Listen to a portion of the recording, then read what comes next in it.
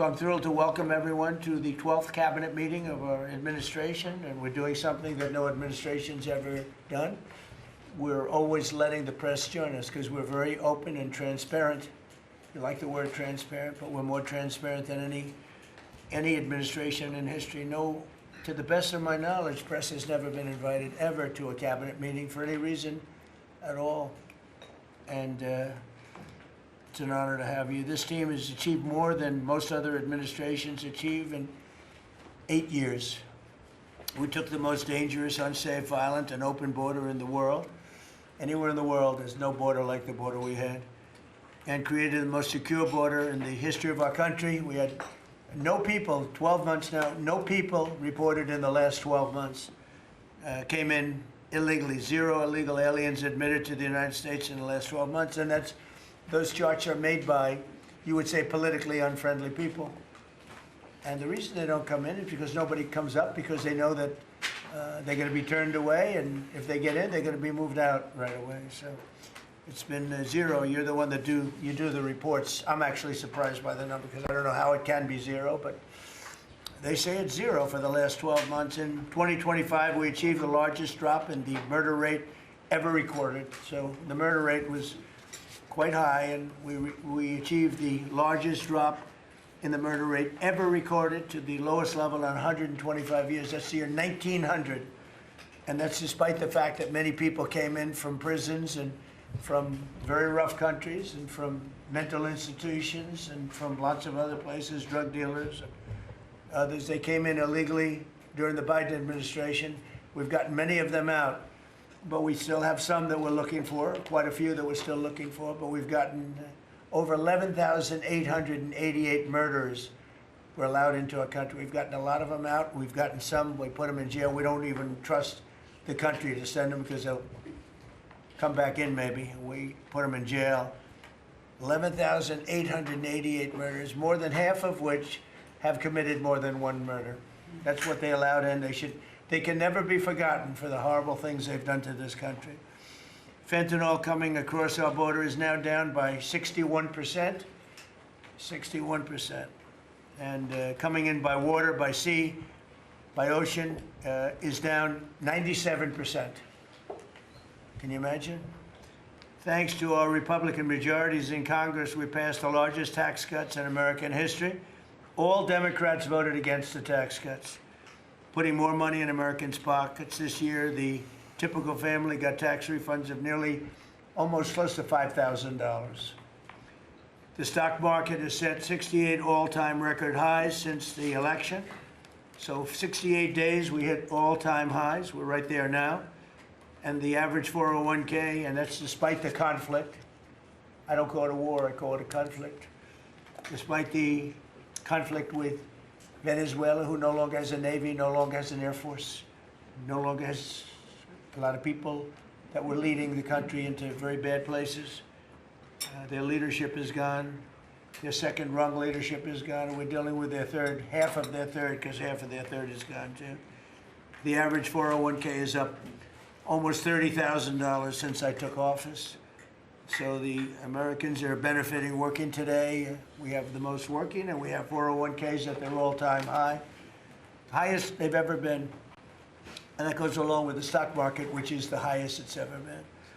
Under my most favored nation agreements, this is something that I wish the media would talk about, because to me it's one of the biggest things ever to happen in our country. Certainly as to medical, anything having to do with medical, because drug prices, we're delivering record-setting discounts on prescription drugs with price differences of 400, 500, and even 600% at the TrumpRx.gov. We recently added nearly 1,000 low-cost generics to the website. So we have drugs down 400, 500, 600%. Now you could say 80, 90, 70, 60, 50% if you want. There are two ways. Depends on the way you ask the question. But a pill that would sell in Germany or in, let's say, in London for $10, we're selling for here for $130. And I got the countries to all agree, otherwise they would have had to pay big tariffs. I don't want to go into it, but I had some very interesting discussions. They said vehemently no, and then when I said, that's all right, we're going to charge you a 50% tariff on everything you sell into America, they said, well, like we said, we'll say yes. And every single country agreed, and every drug company agreed. So we have most favored nations. So we were paying the highest drug prices in the world. Now we're paying the lowest drug prices in the world. So that pill that I talked about would go from $10 to $20. The world is bigger than the U.S. Hard to believe, but it's true. So it's not like you cut it in the middle. They just had to go up a little bit, but a little bit is a doubling of a price. So a little bit's a lot. So the pill would go from $10 to $20, and we'd go from $130 to $20. Think of that. So we would get, if you remember, some of you were at the news conference I had in my first term where I got the prices down 1/8%, 1/4% my first term. And I was so proud of it because drug prices hadn't come down in 28 years, and I was the first one to do it. But now I'm getting them down, not 1/8%, I'm getting them down 400, 500, 600. Or if you want to use it a different way, you could say 70%, 80%, 90%, 50%. Nobody's ever seen anything like it. And I got that through, well, everybody knew it was taking place, but we paid the highest prices anywhere in the world. Now we're paying the lowest prices anywhere in the world, and the press refuses to write about it. I think it's the biggest thing. And for healthcare, you know, so much of it is prescription drug prices and drug prices.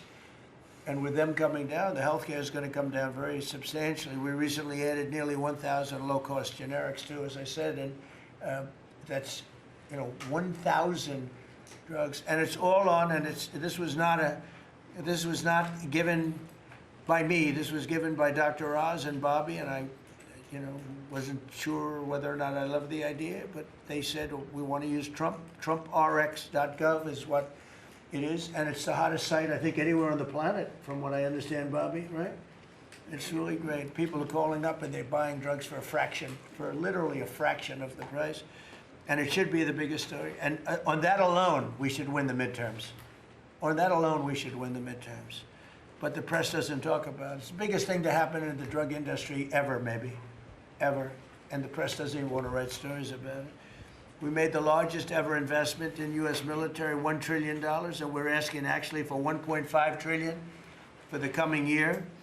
And we have the strongest military anywhere in the world, as you know. You saw what we did with Venezuela. That worked out very quickly. And we're doing really equally as well with, but again, people don't want to write about it, with Iran. Iran is very much intent. They want very much to make a deal. So far, they haven't gotten there. We're not satisfied with it, but we will be. We will be either that or we'll have to just finish the job. But their Navy is gone, as I've said 1,000 times. Their Navy is gone. Their Air Force is gone. Everything's gone, and they're negotiating on fumes. But we'll see what happens. Maybe we have to go back and finish it. Now, Jared, they're doing a good job, but right now I think it looks like they want to just make a deal. They want to. They have. I don't think they have a choice. They're just going back to the internet because they're getting clobbered. Their economy is in free fall. They have 250% inflation. Their money has no value. Their whole economic system is broken down. They thought they were going to outweight me. You know, we'll outweight him. He's got the midterms. I don't care about the midterms. Look what happened last night. That was the prelude to the midterms. People understand it. They know that. Very simple. Iran cannot have a nuclear weapon. I'm doing that for the world. I'm not doing it just for us. And we've had great support from other nations, by the way. We don't need it at all, but we've had great support from other nations. The problem is you always get the support when you don't need it. When you need it, you don't get the support. With Operation Epic Fury, our warriors are ensuring that the world's #1 state sponsor of terror never obtains a nuclear weapon, and they won't. Under the leadership of Vice President JD. Vance, very proud of this, the White House Task Force to eliminate fraud is waging war on waste, fraud, theft, and abuse like nobody's ever seen before. He looks like Elliot Ness. Do you ever see Elliot Ness? I'm telling you, the guys that are up there are all central casting and standing behind. What a group of people. No, it looks like a movie. I'm going to make a movie out of it, I think. And they're finding billions and billions and billions of dollars. And I just said, that's good. He said, you haven't seen anything yet. Just said that. And, you know, if he does really great, we'll have a balanced budget without having to do anything. This is the kind of money they stole. They're crooks. They're thieves. And I hope that Todd is going to do a real job. These are crooked people. These are thieves. This isn't like a mistake. Just talking about one person, he got hundreds of thousands, millions of dollars for securing one man, for taking care of one elderly man. He was a service. He got paid millions of dollars for taking care of one man. Total crook. They're all crooks. The Somalians, what they've done to Minnesota, the Somalians, they're crooked as hell. Ilan Omar, crooked as hell. They're all crooks. And we got them. We got them. Now we're putting the clamps on, but boy, I tell you, that's an impressive group of guys that you have behind you. I was watching that, and a couple of very strong women, too. But I was watching that last night. I said, I'm proud of you guys. In 2 months, we've exposed tens of billions of dollars of defrauded taxpayer money, prosecuted numerous fraudsters, Todd, and stopped billions of suspicious payments, very suspicious. Oh, you haven't seen anything yet? What do you see? I'm getting reports from Todd, from JD. I've never seen anything like it. The kind of, just hundreds of billions of dollars was stolen. And no other administration would do what we're doing. Just let it go. Everybody was getting rich. And I think we have a chance to save Social Security without doing anything to it by just the numbers of fraudulent people on Social Security, people that are 115 years old, 125 years old, getting payments. It's funny, I said, oh, do those payments get turned back? No, they accept them. Well, somebody's getting the payment. It's not a person that's 125 years old. But that's the least of it. The numbers that we're finding out, we have great people at Social Security. We're going to make our Social Security so strong, so good, that you've never seen anything like it. We're going to protect. I said right from the beginning, we're going to protect our people in Social Security. If the Democrats ever got in, you wouldn't have, Social Security would be bankrupt. People wouldn't be getting anything. Last week, they took down 2 of the largest Medicaid fraud cases in Minnesota history, as well as the largest autism fraud case ever charged by the federal government. You saw that with millions of dollars just being stolen. Everybody had autism. Everybody had autism, they said. It was incredible, actually. And I mean, I've just seen I see what they're doing. You haven't seen anything yet. So congratulations, JD. Be vicious like they are. They're violent people. They're violent, vicious scum. Before asking Vice President Vance to speak about these efforts, I want to express our tremendous gratitude to our outgoing Director of National Intelligence, Tulsi Gabbard, who's a terrific person, actually.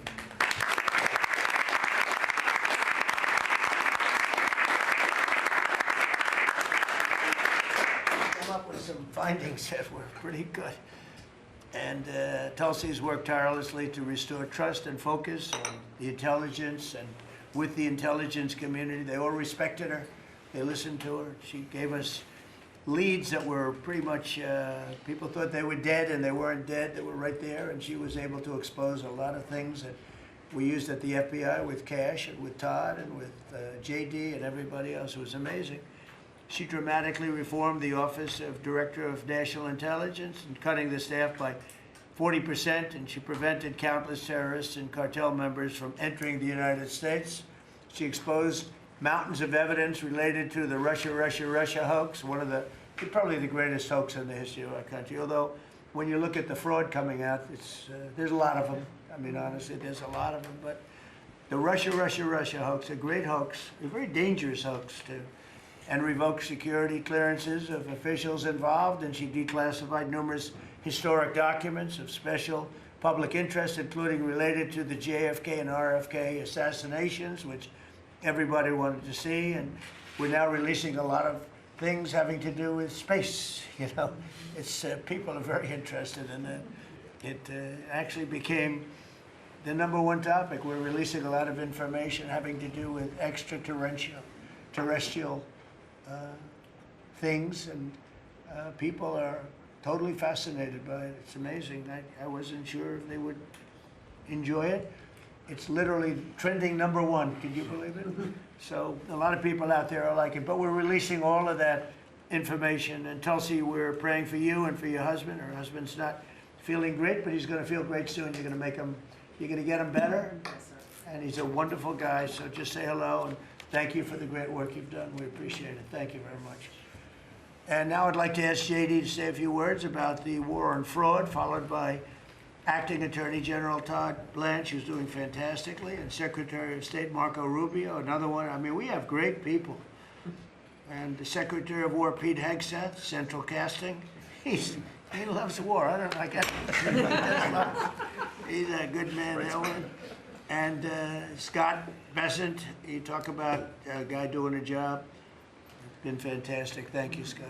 Really fantastic. And a lot of the success that we're having with other countries is what you've been able to do and find.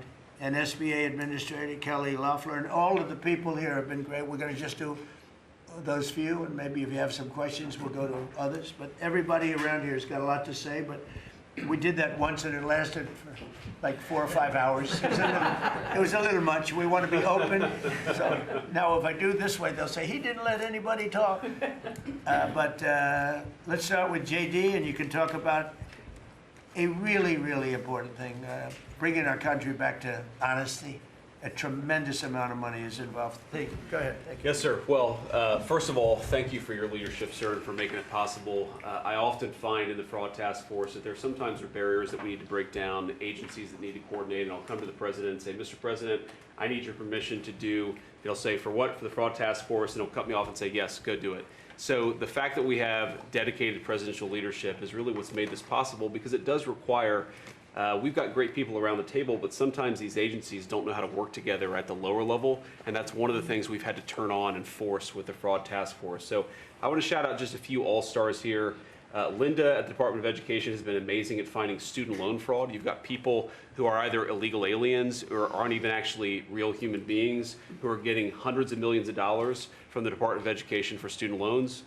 We have cut that off. We found a lot. We're going to find a lot more.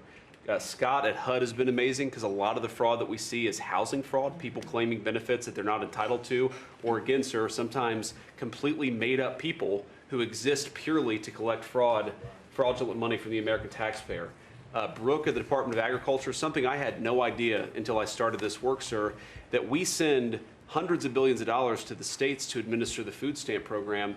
The federal government has no insight into whether those food stamps are going to people who are legally entitled or whether those people actually even exist. And so we're working on a number of mechanisms to actually force the states to verify that the people who receive these benefits are actually entitled to them.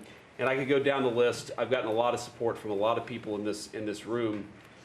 Bobby Kennedy and Dr. Oz have been particular all-stars on this, and Kim at H&HS. What they've done with the Medicaid fraud, we found tens of billions of dollars in Medicaid and Medicare fraud just from their hard work. We've cut that off, and yes, Mr. President, we're going to find a lot more. The final thing I want to say, Mr. President, and I know that Todd maybe has something to say about this as well, but I always try to remind the American people, and certainly remind the cabinet officials. By the way, Kelly at SBA has found tens of billions of dollars that were from fraudulent loans that were giving under the Biden administration, and we've now cut that off and recovered a lot of that money. So this has been a whole of government effort, Mr. President. The team really deserves a great deal of credit here. But the final point I want to make, sir, is I always try to remind the American people that fraud is fundamentally a crime with two victims. The most obvious victim are the American taxpayer. They pay their taxes, they expect the money to go where it should go, and that's not happening because of the fraudsters. But there are also victims, people who benefit from these programs that don't exist if we're not actually taking care of the fraud issue. And let me just give one example to build on something you said earlier, sir. One of the people that Todd just prosecuted was a person who was collecting a lot of money from the American taxpayer to take care of elderly citizens, people who worked their entire lives, paid their taxes, should have had dignity and nobility in old age, but it was deprived from them from fraudsters who say that they're taking care of them, who collect a check to take care of them, but then abuse and neglect these people. And particularly one man who died because he wasn't getting adequate care, and that guy was still collecting benefits to take care of a person who he had completely neglected. So not only do you have an an American taxpayer who's paying into these programs, you have an elderly citizen deprived of his dignity because we're not going after the fraudsters. Well, now we are. How much money did he get? Sir, hundreds of thousands of dollars, maybe more than that, but we think that that exact type of fraud has been replayed all over our country. That particular case was outside of Minneapolis. We expect that there are tens of thousands of people who are collecting fraudulent money to take care of people, and they're not actually taking care of them. We're, of course, going to get to the root of as much of it as we can. But again, sir, it's been, I wouldn't say fun, because you find out how much people have been taken advantage of, but it's certainly very good and valuable work. So thank you for giving me the opportunity to do it. Well, thank you very much. Yes, sir. Attorney General, please. I'll just continue to talk about what the Vice President was just talking about. The way that we are actually, it's one thing to uncover fraud, which we've done, and that's part of it, but it's also prosecuting the bad guys that are doing it and stopping it from continuing. And that's where you have, everybody in this room has inspector generals. And for many years, these really hardworking law enforcement members would identify fraud, and nobody did anything about it. DOJ prosecuted it, but spent a very little resources on that. So what we've done just in the past 51 days, over 400 law enforcement actions in this country related to major fraud. That's search warrants, that's arrests, that's convictions, that's indictments that are filed, and that's just 51 days. And it's not just the great prosecutors. It's the FBI agents, it's DHS and HSI agents. It's everybody in this room that has inspector generals that are now they have been freed up, and it's because of you. It's because of the Vice President saying this is going to be a priority of what we are going to do, not just the Department of Justice. Even though we're the prosecutors that are putting bad guys in jail, it's also the law enforcement at every agency, FBI and DHS. And so we're already seeing results. We had a $1 billion fraud, a conviction at trial last week out of Florida. And this was an organization that was stealing from senior citizens in Florida, duping them. There were call centers set up in the Philippines, and they were duping them to buy medical equipment that they didn't need, that they would never get, and that the taxpayers paid for. And so that's a good win. We arrested 15 guys in Minnesota last week. The Vice President mentioned one of them. These are people that are not, they're just stealing, and many of them are here illegally. And so you have people who are in this country illegally, who are then taking advantage, and the Vice President says something a lot that resonates with me. The generosity of the American people, the generosity of everybody in this room, the leadership, to take care of the people in this country that are the most, that deserve it the most. Children who are supposed to get food at school, and you have men just stealing, taking that money. And so that's what we're focused on. We are standing up, as you know, Mr. President, you allowed us to stand up a new division at the Department of Justice. It's our entire existence of that division is to combat what we're talking about. And then every U.S. Attorney's Office is now focused on it as well. So this is something that will result in a better place for every citizen in this country and save money, a lot of money, and also it's the right thing to do for our tax dollars, Mr. President. And billions of dollars was given out just very quickly before Biden left office. Billions and billions were given out. And I mean, I know of many cases, but one, I don't know what's happened with it, but I think you're looking at it. I know Lee was involved in it environmentally. Stacey Abrams was given $2 billion for an account that had $103 in it, an environmental fraud, I guess. And she had $103 in this newly opened account. And before leaving business, they put $2 billion into the account. And they had no reason for existence. They were unable to say what they did with it. $2 billion. Lee, do you want to just mention something about that? Well, thanks to your leadership, Mr. President, that was canceled. And they no longer have access to that $2 billion. They fought like hell. They wanted that money. Go ahead. In fact, it was over $29 billion that it's now been canceled at EPA. You told us to make it a priority. This happened as soon as you came in. After the election, before your inauguration, they were caught on video saying that they were rushing to get billions of dollars out the door before you're swearing in because they were afraid that once you were sworn in, you were going to stop it. Well, that part, they were right. We did. Yeah, we did. Great And job. yeah, no, we're happy to do it, Mr. President. And the Department of Justice under Todd Blanche's leadership, they just secured another big win in an appeals court. on some recently canceled grants for different agencies. So great attorneys making sure that this accountability is delivered over the finish line. It's been a great team effort. And we're building more, most importantly, we're building more factories and plants in the United States now than at any time ever before. $18 trillion coming in. That's not including the 12th month, that's 11. And I say it often that the Biden administration had much less than 1 trillion, and we have 18 trillion. And when those final numbers come up, they'll be even higher than that. That's a record in the history of the world. No country's ever done that. And that money's going into plants, and you are giving them very fast approvals, thorough and environmentally correct, but fast approvals, and you're doing a fantastic job. Thank you very much. Another man doing a fantastic job, I think we all agree, is Marco. You're all over the place, right? I watched you last night at 3 different locations.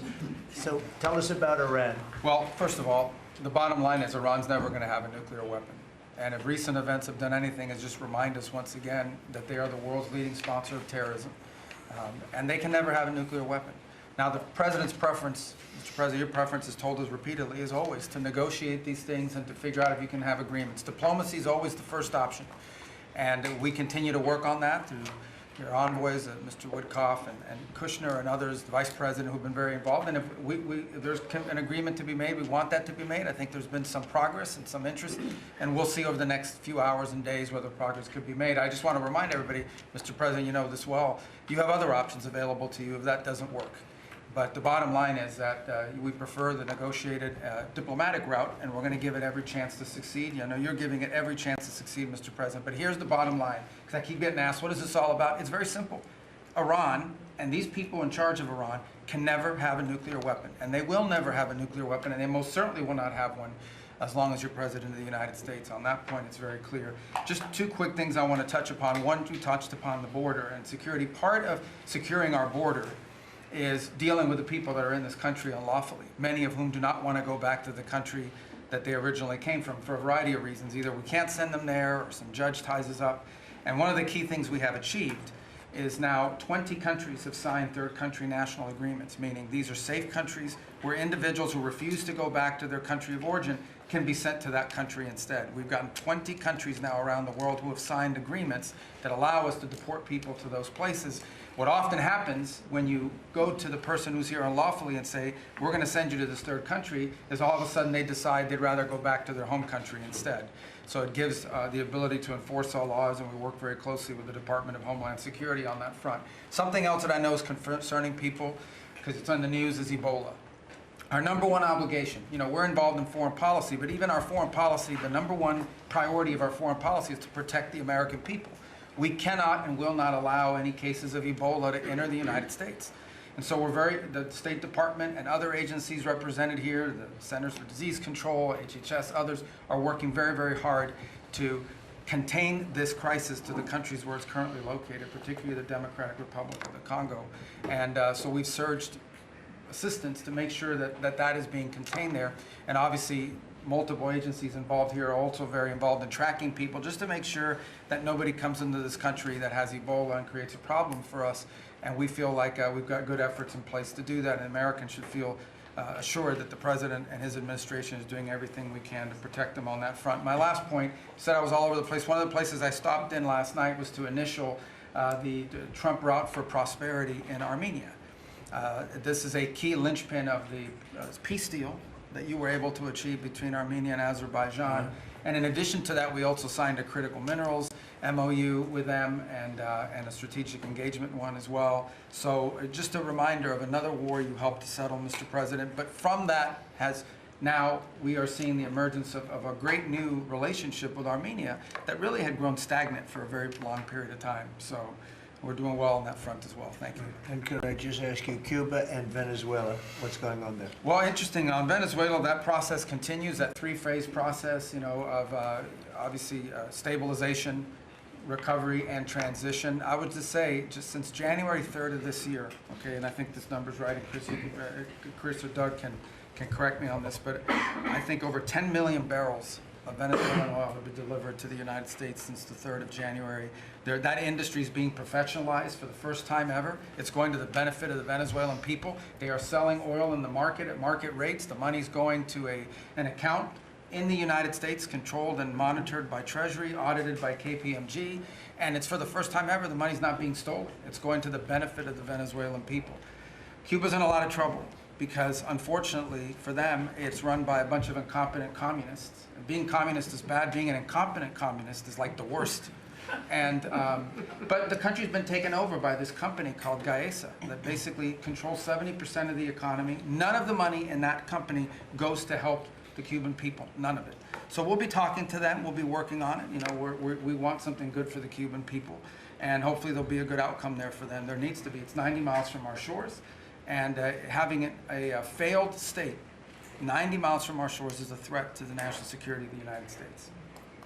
So we're producing right now more oil by double than Russia and Saudi Arabia combined. There's never been anything like that. We don't need oil, we don't need the Straits, we don't need anything, but we have more oil now being produced by double, by 2 times, than Russia and Saudi Arabia combined.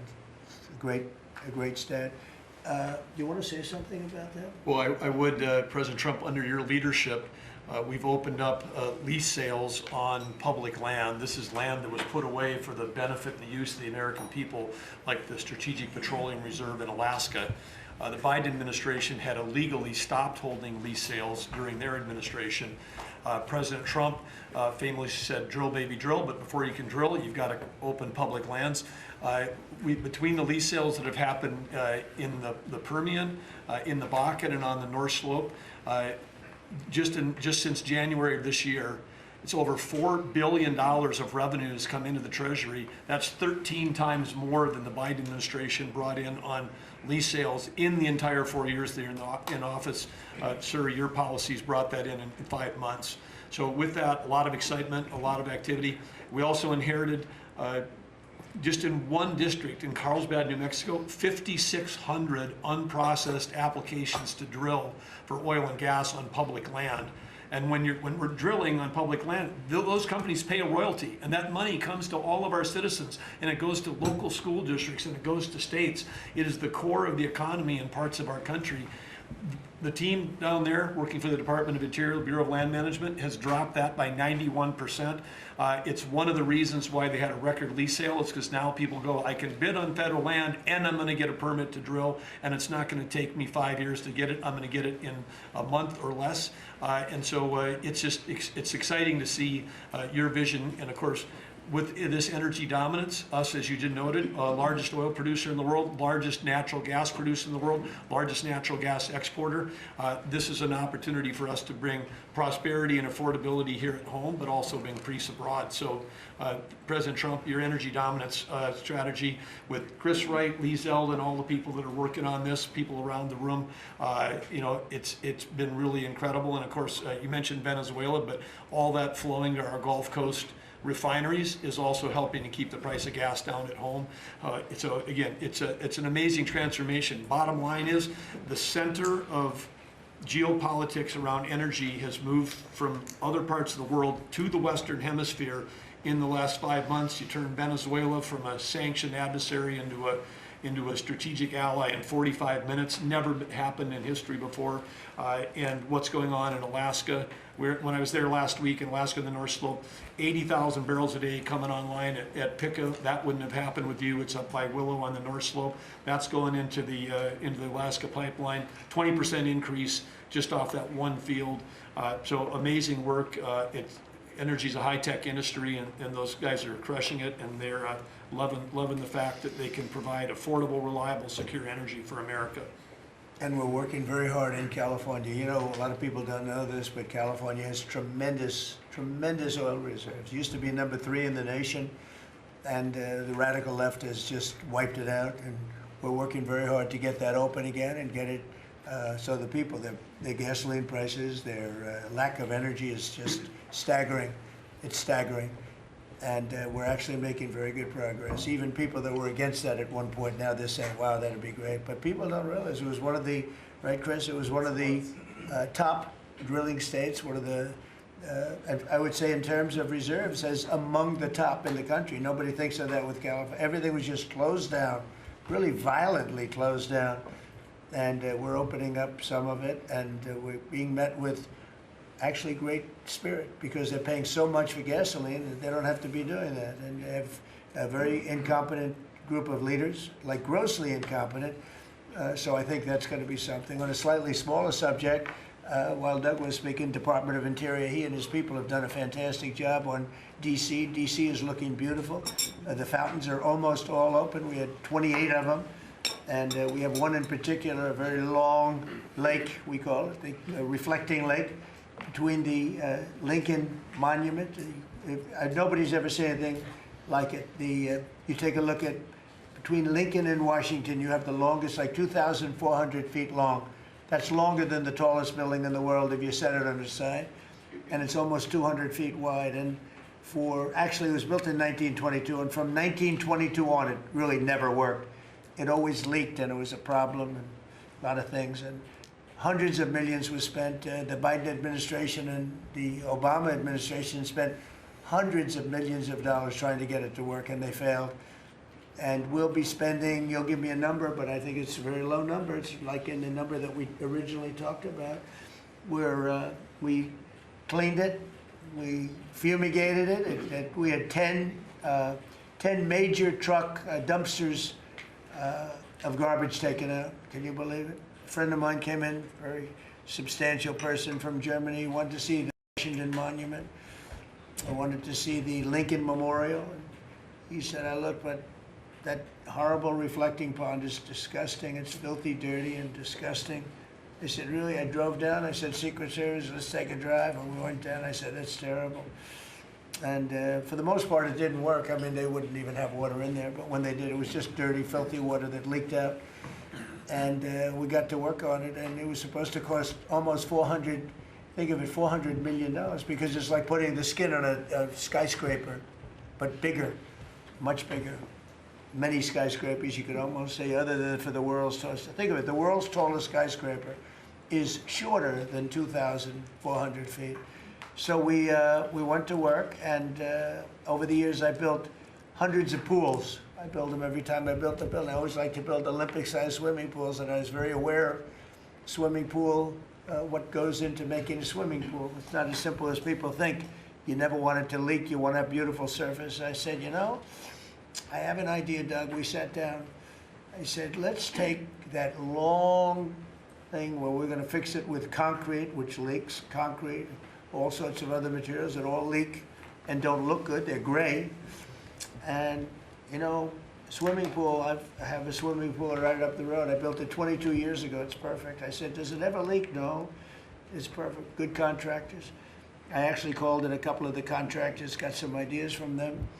And I gave it to Doug, and Doug's done an unbelievable job. And so they were going to spend maybe $400 million. I don't know. You never know with cost overruns and everything, but it was going to take years to build, 3 years, 4 years.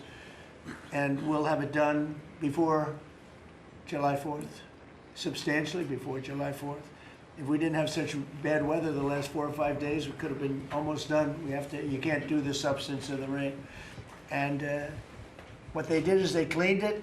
They took out, as I said, more than 10 dumpsters of garbage, with shovels. It was disgusting. Oh, every corner had massive amounts of, I guess that's the way the tide goes, but they had massive amounts of garbage. We then steam cleaned it. We then sandblasted it, and then we pebble blasted it. That's a bigger version of sand. We made the surface as good as it can be. And we're now covering it with the most beautiful blue, very thick. You think of it as a very sophisticated form of rubber. No leaks, no problems, and it's beautiful. It's called American Flag Blue. That was the color we chose. And we are probably 70% finished with it. It's going to be finished. The hard part's done. And then we decided to do much more than when originally I thought I was just going to do the surface, but we said the problem is the outer ring looks pretty bad too, where you walk on. So we sandblasted that. This is all additional work. We didn't want to do, you know, when you do something like this, when you do the one You think the other looked okay, but then when the other, you see the new surface, the old stuff that looked okay looks really bad. So we cleaned that, sandblasted it, the walkways, all of it. It's a tremendous amount of area. You know, it's thousands of feet long, very wide. This is where the people stand, not the water part, the dry part. And we had a combination of granite and stone. And we're pointing it, fixing it. The joints were terrible, everything. The whole place was a mess.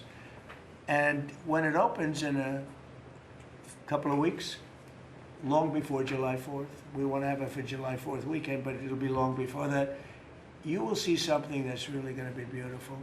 And now we're looking at the World War II fountain, because that's also in pretty bad shape. On the bottom, we're going to duplicate it, I think, with the, maybe with a slightly different color. Actually, we'll go with a lighter color. But Doug and I have a lot of fun doing it. Your staff is fantastic. They've really worked well. But the concept, so think of it, instead of spending $200, $300, $400 million, and it will never work, we're going to spend like $10 million maybe, $12 million. Instead of spending 4 years, we're going to spend, like if you add it all up, like a couple of months. And instead of going through 4 4th of Julys as a horrible construction site, we're going to have it open before the 4th of July. And the difference is it's better. Somebody said, oh, well, but it's not the same. You know, some of the fake news would say, well, but it's not. No, it's like the pen story. The pen is better at $2 than it was at $2,000. This is the same thing. This is far better. Won't leak. It'll last for 50 years, maybe 100 years. They didn't even know. I said, how long will this last? Oh, I think you'll get 50 years out of it. We did the swimming pool treatment, but they said, sir, for a little more money, we can get industrial strength. I said, that sounds good to me. Same color, same everything, same stuff, but it's actually much stronger. It's used for industrial. I said, I love that. So we're going to have that open. It's going to be really, really beautiful. And it's a very important thing. You know, we can't have people looking at the Washington Monument, going, the memorial. If you take a look, the Lincoln Memorial, it was built, I guess, a little after the Lincoln Memorial. It's embarrassing. It was so horrible. I never saw anything like it. It was filthy dirty. It was Biden. And they spent, between the two of them, they spent hundreds of millions of dollars trying to fix this thing. Now, when Obama did it, he spent way over $100 million. And they had a great idea. Let's use the water from the Potomac. Because environmentally, they liked it. Somebody said that was good. But the water from the Potomac was not suitable for this, to put it mildly. It was disgusting what happened. And so they spent hundreds of millions, over $100 million, and they immediately closed it. It was closed for many months and nobody did anything. It was closed. It's basically been closed. But go back to 1922. It was always sort of, people think of it as beautiful, but it was always a mess. It's going to be unbelievable. It will be unbelievable. It's actually exciting. I want to ride over there today if I can. You know, I always have a problem. Secret Service isn't in love with my walking along, checking the sidewalk, the new sidewalk, to see whether or not they pointed it correctly. But they do. We have great contractors doing the job. But we'll spend a very tiny amount of money, and it'll be better than it ever was when it was built in 1922. It's very exciting, actually. To me, I love construction. It's very exciting. And we do many things. We did 28 or 29 fountains. I made a contribution to redoing Lafayette Park. That's the entrance to the White House. And it was an embarrassment. The floors were broken. They had bricks. Some of the bricks were missing. You know where they're missing? They took them out to throw at people. We're going with them. It's going to be a world-class park. It'll be open pretty soon. They're doing a lot of work over there. That was a contribution that I made with some other people. And it's going to be really beautiful. That was really the front door to the White House, but you couldn't even use it. It was so terrible. People would come to the White House, and it was so terrible. So with that, I'm going to ask Pete to talk a little about some of our great success. Yes, sir. Including Venezuela, you might talk. Absolutely, sir. I think actually your efforts on the reflecting pool are actually a great segue. If you look at Washington and Lincoln, these are two men that faced monumental tasks and stood up in historic fashion and delivered for the American people. And when you step back and look at 47 years of what Iran waged war against us and our people, there's only one man over the course of both presidency who has stood up and said they will never get a nuclear weapon, as Marco said. So whether it was Qasem Soleimani, whether it was scrapping the Obama deal that was going to give them a weapon, whether it was the 12-day war or Operation Midnight Hammer, you created the conditions to ensure the American people and the world are safeguarded from this generational threat.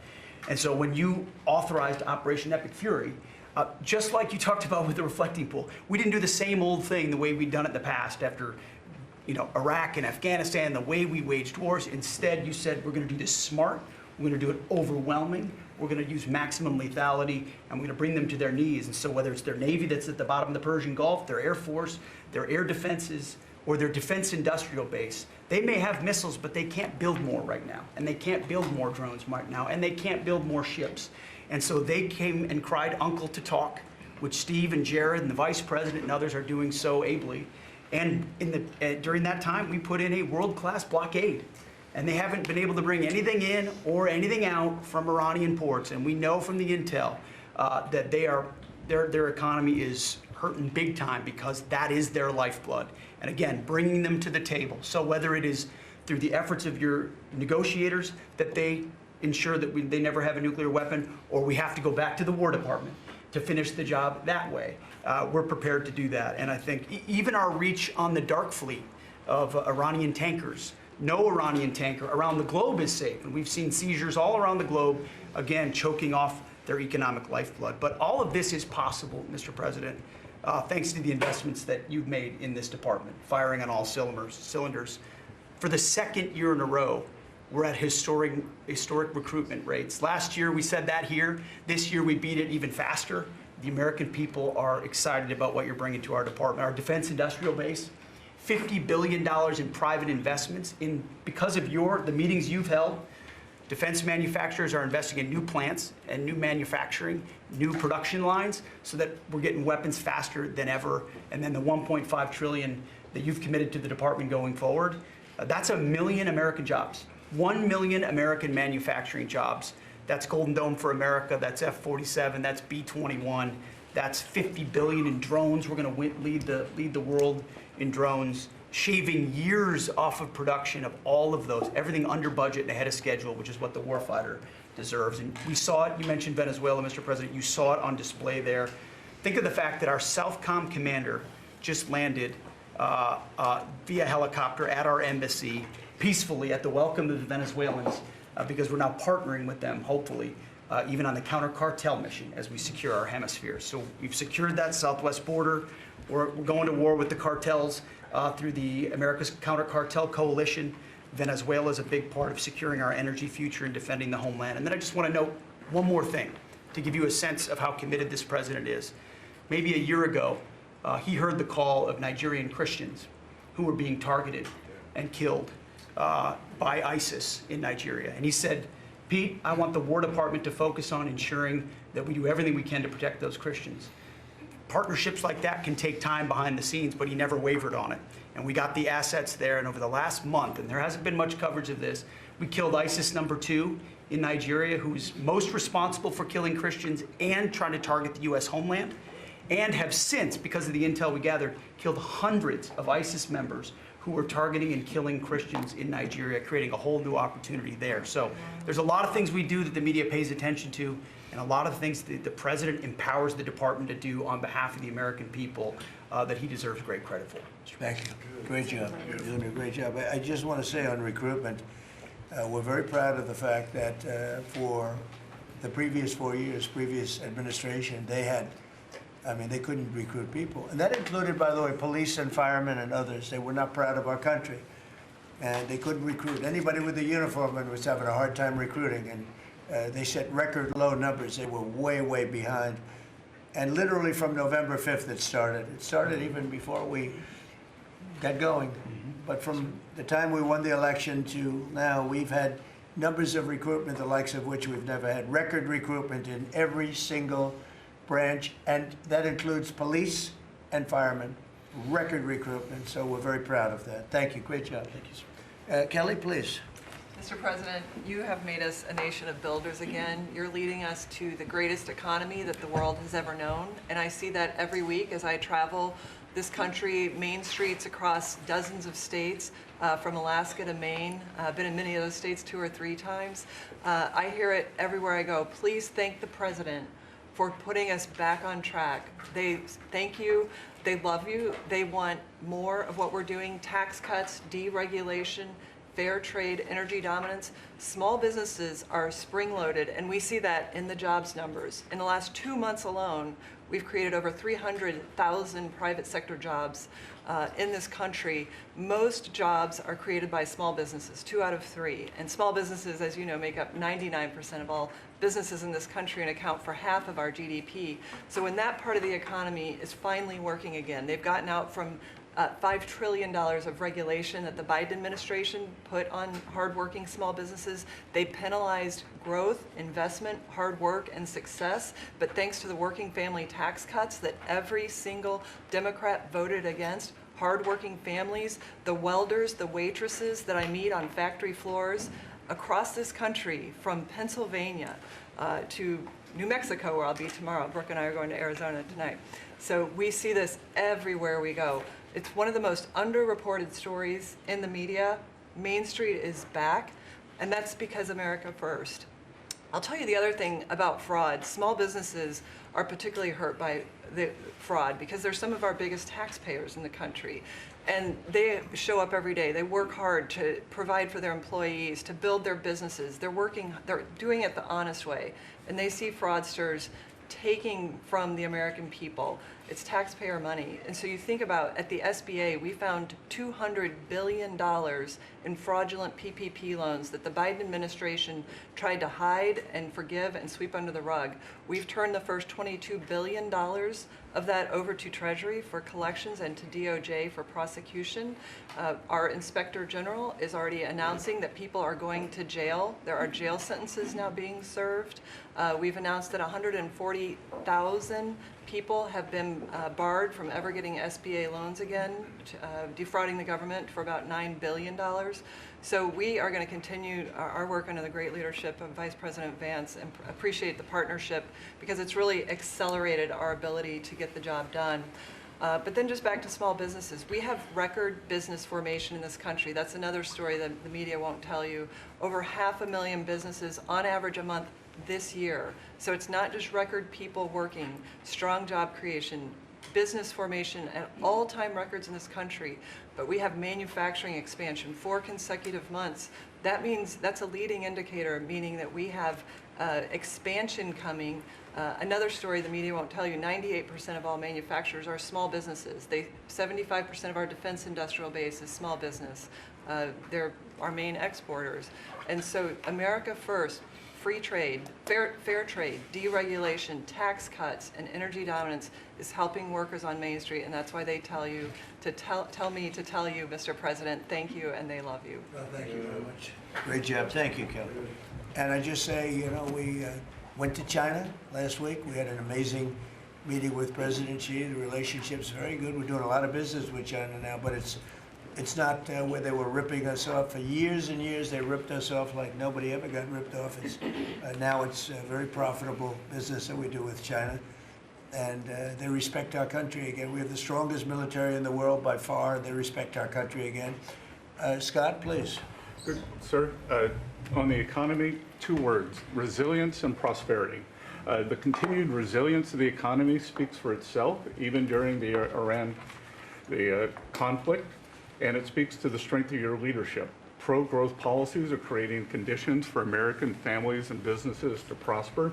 We're entering the second half of our 250th anniversary year with renewed optimism and momentum. It has never been a better time to be an American, and as you said earlier, we have a record number of Americans working. Couldn't be done. In the first quarter of 2026, despite the Iran conflict, GDP grew at a 2% annual rate. The Atlanta Fed GDP now is predicting 4.3% for this quarter. In terms of prices, I believe the prices are transitory. Oil will be lower than pre-conflict levels when this ends. Natural gas is already down, as you mentioned. Drug and pharmaceutical prices, they are plummeting, and rent is down.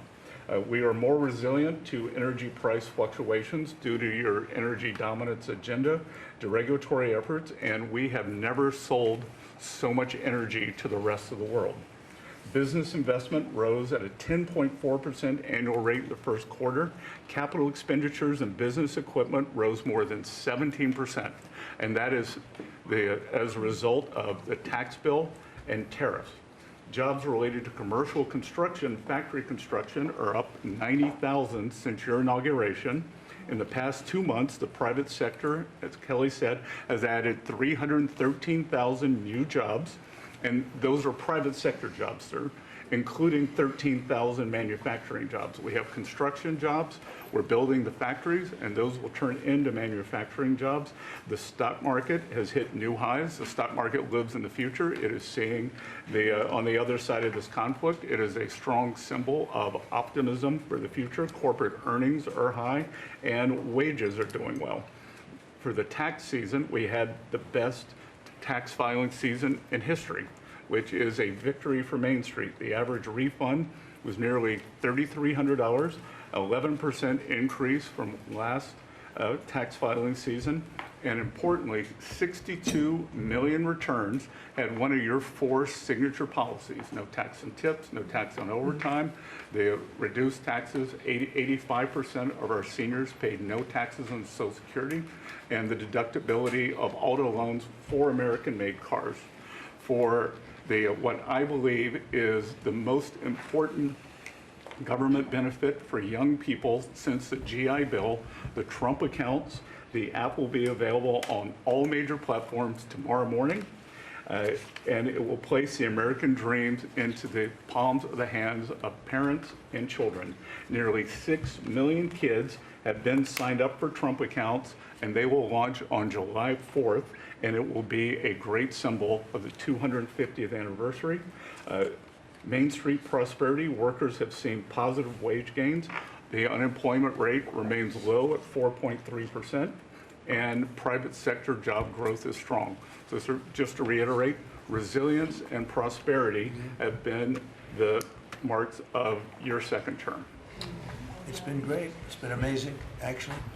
Any questions? Mr. President, thank you, Mr. President. Iris Tao with NTD Sister Media with the Epoch Times. You've done a lot to clean up DC and fight crimes here. And as a lot of Americans and people from all around the world are coming to the nation's capital ahead of the major 250th birthday events here, how important is it for you to really keep delivering on these results, but also what does it mean for America's identity on the national and international stage? So I'm very proud of DC because when we came here, a little more than a year ago, it was a very dangerous place, and now it's a very safe place. It's been incredible what's happened. As you see the crime numbers, we had restaurants closing up, and nobody wanted to go to a restaurant. They were afraid to walk to work. It was a very, very dangerous place, very unsafe, and now it's a very safe place. We brought in the National Guard. We worked with Cash and the FBI, and Janine is doing fantastically, and Todd, and everybody. And it's now a very safe city, and people are pouring in, and you see the grass is all beautiful. We put a lot of new grass in because, you know, like people, grass has a life too. And this grass, it was about a long time. But the waterfalls we talked about and the fountains, most of them are in the final stages or fixed. People are writing me letters. People are talking about it.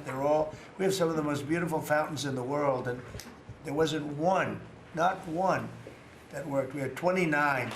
Out of the 29, not one was worked, in addition to the reflecting pool, which is even, you know, that was the big one of them all, but that was a disaster. So with all of that, and this place is looking beautiful. I rode through it yesterday, where the fences are down. The homeless aren't staying here any longer. We're helping them out, but we're not, you know, we just can't have them in the nation's capital. And when foreign dignitaries come in, they're saying, the first thing they say to me, this place has really changed. They saw that it was going down. Our whole country was going down, just like DC was going down. And as you know, the restaurants were closing up. There weren't very many restaurants, and now they're opening up. You can't get a space, and everyone's going out to dinner, and they're safe. And we have the national security, and we have the National Guard, and we're going to keep them. You know, I want to, by the way, just in case I mentioned, keep them. And don't lower the number either. Absolutely. Somebody said, oh, are there less? I said, I hope not, but don't lower the number if you don't mind, okay? We're going to surge this summer, too. Yeah. They look great. You know what? They give people. We took out 5,000 criminals, hardcore criminals. By the way, 90% of the crime is calculated. They count 2% of the people do 90% of the crime. That's a great number, because when you get rid of 2% you can get rid of. 90% you can't get rid of. 2%. So 2% create 90% of the crime. 91% actually, to be exact. And we moved 5,000 people, Todd, out of here. These are career criminals. Many of them came over from the last administration through the open border, the ridiculous open border, no vetting, nobody knew who they were. They came out of prisons, they came out of, they're drug dealers, there were people from mental institutions. And Washington, D.C. is now a safe and beautiful place. And it's only going to get more beautiful. Yeah, please. President Trump, thank you so much for having us in here today. What are your thoughts? Why do you think that Joe Biden is trying to sue the Department of Justice, former President Joe Biden, to have his tapes that he did interviews on blocked from the American people hearing them? Do you think that he's trying to hide something? And maybe Acting Attorney General Todd Blanche could comment on if they will countersue and release those tapes to the American Are public. you talking about it with respect to his book? With respect to his Well, I'd memoirs. like to see it. I don't know. Maybe there's some constitutional reason. I don't know. I would like to see what he has to say, because we can never allow what happened to this country to happen. The man was grossly incompetent, and the Democrats, I call them the Democrats because the policy is so bad, but they came very close to destroying our country. We can never let it happen again, and I hope that you're able to produce that. I think it would be a very interesting reading for people. On the Strait of Hormuz, Mr. President, Iran wants control of the Strait of Hormuz. Would you accept a short-term deal that allows Iran and Oman to control the strait? And would they have to open it immediately, or would you be open to that happening over a period of time? No, the strait's going to be open to everybody. And who would control it? It's international waters. Nobody's going to control it. We're going to watch over it. We'll watch over it, but nobody's going to control it. That's part of the negotiation that we have. They would like to control it. Nobody's going to control it. It's international waters, and Oman will behave just like everybody else, so we'll have to blow them up. They understand that. They'll be fine. Mr. President, thank you. How much economic pressure do you feel to get the Strait of Hormuz open? Well, you have to understand, the United States has so much oil that we are an exporter of oil. So we have plenty of oil. We're very lucky. We're blessed with the greatest piece of land in the world from that standpoint, and we have more than anybody else. And now when you add Venezuela to it, we have, I think, 64% of the world's oil. And we're getting along very well with Venezuela, by the way. It's being run really beautifully. The big companies are moving in. It's going to be amazing, because it's also, like us, they're very blessed in that sense. But we have natural energy that no other country has. We have more than anybody else. So it's really a world problem, because most of the world doesn't have that. And we're making it available. During the closing, I don't know if you've seen some of the satellite pictures, boats, hundreds of boats lined up. It looks like, I used to say, the Long Island Expressway with cars. They're lined up, and they're coming to Texas, Louisiana, they're coming to Alaska to fill up their boat. They're big boats. Some of them are really big, 2 billion gallons. Even bigger than that now they make them. They make them up to 4, Chris, I hear. Now they make them up to 4. The 4 are now the big ones. Used to be the 1s. Now it's 4 million barrels of, think of that, 4 million barrels of oil in one boat. But they're lined up, and they're right now heading to Texas, and they've already filled up, and they've gone back. In addition to that, you have a lot of boats. You have about 1,500 boats in the strait wanting to get out, and at the right time we'll release them. But the American people, sir, are seeing higher gas prices. Yeah, now, it's come down a little bit, but it's still $4.45. Oh, it'll come down a lot. It'll come down to where it was before. We had it, when I was in Iowa, we had, we're driving by, and we saw gas stations, $1.90 a gallon, $1.85, $1.87 were the 3 that we saw. We had it down in some places below. Now, we can't help but California, where they charge so much tax that, you lower it and they charge tax.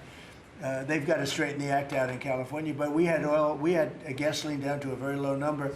I think we'll be hitting that number shortly after that whole excursion ends. Does that give you more But urgency? regardless of anything, as Marco said better than anybody can say it, you can't let them have a nuclear weapon. They would use it instantly. They wouldn't think about it. They would use it instantly. I've gotten to know them. They would use it instantly. Does that give you more urgency, Mr. President? You've said that you're in no rush to make a deal, but with gas prices that are so high across the country, people are paying more for travel. Does that give you more urgency to make a deal? Why doesn't it? Well, I'll tell you the primary urgency I have. I said this, it wasn't covered properly, but the primary urgency is that we can't let Iran have a nuclear weapon. But at the same time, we have a tremendous amount of oil, gas, coal. We have tremendous amounts of energy. We're blessed with something very special. Those prices are going to come down. They're going to come down fast. I think that you'll see, actually, Todd, I think you're going to see lower prices that we had even before we did this. Now, I knew there'd be an increase. I said, we have a choice. We don't have to do anything. And in 2 years or 1 year or 2 months, because Iran would have had if we didn't hit them with the B-2 bombers, Iran would have had a nuclear weapon within 2 weeks from that date, because they were ready to go. And if they had a nuclear weapon, it would have been used already. It also would have been used had I not terminated the Obama deal, the Iran nuclear deal, as we call it. That was in my first term. Had I not terminated that, they would have had a nuclear weapon a long time ago. I would say it was a guarantee that it would have been used, and it would have blown up Israel, it would have blown up the entire Middle East, and that's never going to happen. Yeah, please. Mr. President, on the shooting on last Iran, weekend. would you be comfortable with Russia or China taking their stockpile of highly enriched uranium, and have they offered to do that? No, I wouldn't be comfortable. Mr. President, is the U.S. That would considering, not make me comfortable. is the U.S. considering easing sanctions on Iran to allow Iran to sell its crude to market? No, we're not talking about any easing of sanctions or giving money. No sanctions, no money, no nothing. We have control of money that they claim is theirs. We'll keep control of that money. And when they behave properly and when they do what's right, we'll let them have their money. But right now, we're not doing that, and it's not, one thing is not contingent on the other. Mr. President, on the shooting last weekend, it came barely a month after the third assassination attempt against you during the White House Correspondents' Dinner. What was your reaction when you first heard about the latest shooting, and what gives you the courage to really keep doing your job effectively without thinking about these threats every day? Well, I can't think about it, because if I thought about it a lot, you know, I wouldn't be a very good president. I wouldn't be here, probably. I'd be up in some room with a locked door and say, just leave me alone. So I can't really think about it. If it's just something that, it's a sad part of life. It's a dangerous business. What I'm doing is a dangerous business. And they say, and look, we have been maybe the most consequential, but we certainly have been one of the most consequential. This group has been a very consequential administration. And they say if you're not consequential, you don't have so much problem. If you are consequential, you do. So you have to look at that. But it's a shame. It's a very sad fact of life. Look, anybody in office, not only in this country, in other countries too, but when you are a consequential president, your life is in grave danger. I knew that. Yeah. Mr. President, how would you characterize the current state of the talks with Iran? I guess if it were a football field, what yard line would you be on? Well, I think we're doing very well. I think are starting to give us the things that they have to give us. And if they do, that's great. And if they won't, then the man on my left is going to finish them off. Is there a time frame in your mind? What? Is there a time frame in your mind for? I mean, it happens quickly. The problem is every time I mention a time frame, for instance, I see, you know, we've been doing this for a few months. Vietnam lasted 19 years. Korea lasted 8 years. Afghanistan lasted many years. They were all many, many years, and we're into it for a few months. And I read about you people like you. What's taking so long? But we're in it. You know, we lost between two wars, two big wars, Venezuela and Iran. We lost 13 souls, 13 great people. Met the parents, great people. And it's a terrible thing, but 13. If you look at the war casualties and the deaths in wars from Vietnam and all that, they lost hundreds of thousands of people in numerous of these wars. We're very cognizant of that. We want to lose very few. We want very few to be injured. we're very careful. But war's war. War's dangerous, but we've lost 13. I saw the Democrats took an ad putting in the 13 people that were lost. And when you look at hundreds of thousands of people that were lost in the Middle East, Iraq, all the different wars we were in, we have done an amazing job. With that being said, I hate to lose 13. I hate to lose one, but we've been very capable. I mean, when you think of it, we took over Venezuela in one day. We have done a similar job, but we said, well, give them a little chance at the request of somebody that we greatly respect from Pakistan, the Field Marshal and the Prime Minister. They've been great. They asked us, would we pause the war for a little while because they'd like to do it. So we'll do that. But we had them beat. They're, no better now. We could close that out very quickly. If we can do it in a different way, that'd be good. If we get everything we want, but we could close that out very, very quickly, and we may have to. I don't think so, but we may have to. Mr. President, let's talk about the World Cup, if I could. The U.S. spent a lot of money getting the World Cup here and increasing the infrastructure. Does the economic benefit outweigh the cost? No, the World Cup is great. It's the most successful they've ever had, ticket-wise. It's they've never had anything that sold so quickly. It's amazing because it's the United States. What you are don't the think of economic I call it soccer. It's just easier to do because we have football and they have two footballs, right? They call it football. But most people never thought they'd see anything like that. The World Cup, it's turned out to be the most successful World Cup from the standpoint of what's happening than they've ever had. Yeah, please. Thank you so much. Rowena Ortiz with Turning Point USA. I have one question for you and one question for Vice President JD. Vance on fraud. What's your message to the New Jersey leaders pushing back against ICE operations at Delaney Hall? About ICE? Yes. Or about NICE, as I call it, NICE. The NICE facility. I'd love to change the name, call it NICE. They do a great job, and it's all paid for protesters. You can see by the signs. The signs are all made by the same beautiful factory. It's a printing plant. In fact, I'm thinking about using it. They do such a nice job. These aren't protesters. These people are fake. They're all paid for. And I will tell you, Tom Holman and that whole group, and now Mark Wayne is so incredible. Mark Wayne, do you want to just respond to that? Sure. We run the finest facilities anywhere in the world of their type. But we have some horrible killers. We have killers. We have guys that have murdered numerous people in there. And these are the people they're trying to protect. There's nobody that runs a facility like we do. Mark Wayne, please. Yeah, it shows this radical left Democrats' priorities when they decide to go out and protest a detention center where we're housing rapists, child predators, murderers, drug dealers, and they choose Memorial Day of all the time to go protest something that they say that that it's because they're on a hunger strike when there was only a handful of individuals that was refusing to eat because they want their ethnic group or their ethnic right food. Well, they can go back to their country and get whatever food they want. The fact is, we're giving them the calories they want. This isn't Holiday Inn. We're giving them sanitation. But for the Democrats and the governor, like Governor Sherrill and Senator Kim and Senator Booker, to go out and do something like this of all the days is very frustrating. And we see Antifa signs are literally out there. The local police literally refusing to respond. They barricade it, not allowing our employees to come in and out. ICE has to go out there, remove the barricade, and then you have one of the senators complain because he got splattered with a pepper ball. I'm sorry, you probably shouldn't have been there. One thing I'll say about that, the local police, I know a lot of the New Jersey police, they're phenomenal. They love us, but they're told not to do anything. That's right. They love us. They love him. They even love me a lot. And I'm in New Jersey a lot. It's great. I mean, I think it's a great place. It's got a group of people running it now that are having a hard time. But they really like this administration. They love this administration more than any administration they've ever had.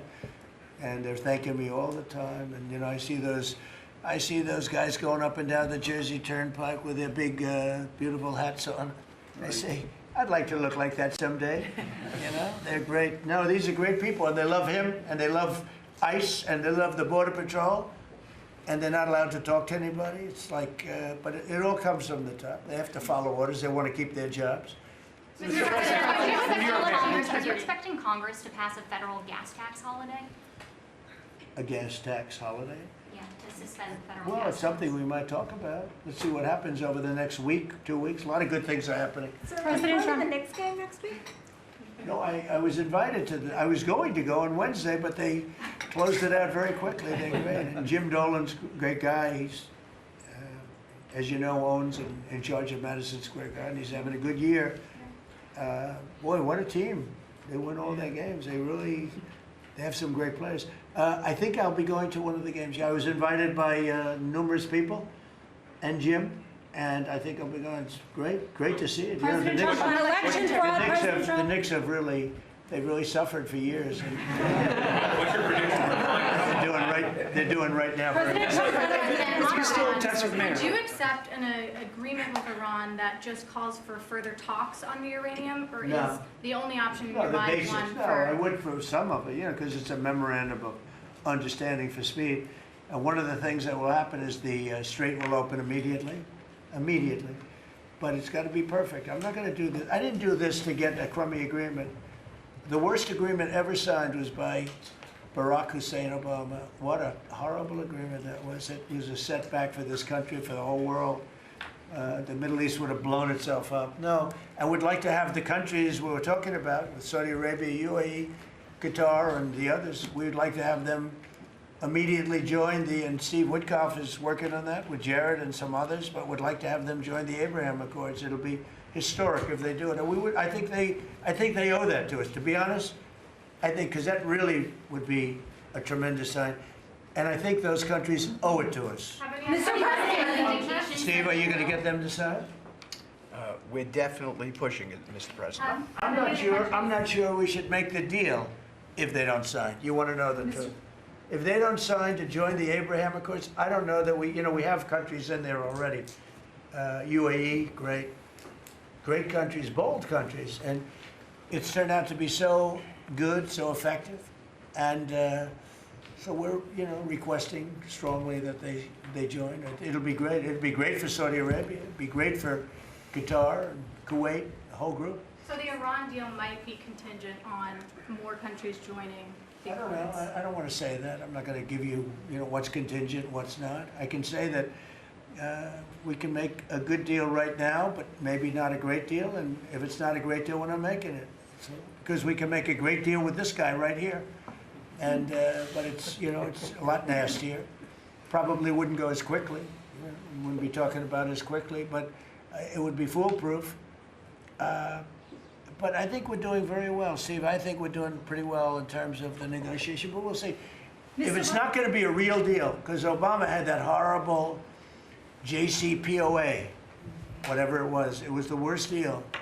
It was a path for Iran to have a nuclear weapon very quickly. Years ago, they would have had a nuclear weapon. We might not be here talking about it right now. They would have had a nuclear weapon. And frankly, Obama picked the wrong country. He should have picked another country. I won't tell you what it was. But he picked the wrong country when he picked Iran. But we have things understood now with Iran. It's been nasty. They've lost their leaders. They've lost. And it really is regime change. We didn't set out for regime change. But by the fact that we're dealing with a totally different group of people than we were at the beginning.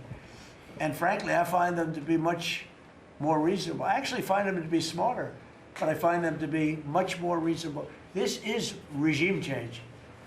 One regime is gone, another regime is gone, we're dealing with the third. Pieces of it, because some of them are gone too. And I find them, I think, how can you have a stronger regime change than that, So I do find that. I'd like to thank you all very much. We're doing great. Our country is doing fantastically well, and this group of people is outstanding. Thank you all very much.